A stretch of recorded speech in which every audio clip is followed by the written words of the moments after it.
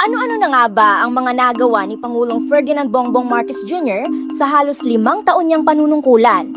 Heto ang ilan sa mga pangunahing programa at proyekto ng kanyang administrasyon.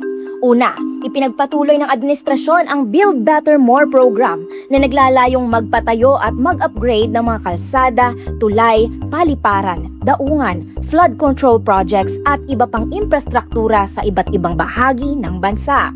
Sa ekonomiya, nakapagtala ang Pilipinas ng paglago ng Gross Domestic Product o GDP sa iba't ibang taon ng kanyang termino, habang patuloy ding nagsikap ang pamahalaan na makahikayat ng mga dayuhang pamumuhunan at makalikha ng mas maraming trabaho. Sa agrikultura, nagpatupad ang gobyerno ng iba't ibang programa para suportahan ang mga magsasaka at mangingisda, kabilang ang mga pamamahagi ng binhi, makinarya, fertilizer assistance at iba pang tulong upang mapataas ang produksyon ng pagkain.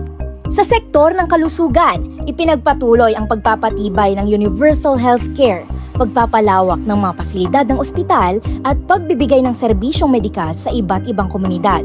Sa edukasyon, inilunsad ang mga programa para tugunan ang learning recovery ng mga estudyante matapos ang pandemya, kabilang ang mga hakbang upang mapabuti ang kalidad ng pagtuturo at mga pasilidad sa paaralan.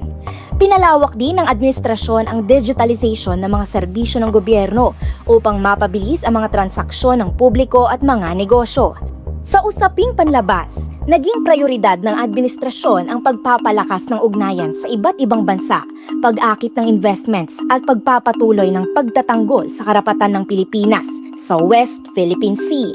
Samantala, nagpatuloy rin ang pagpapatupad ng iba't ibang social protection programs, kabilang ang ayuda para sa mga may hirap na pamilya, senior citizens, estudyante at iba pang sektor.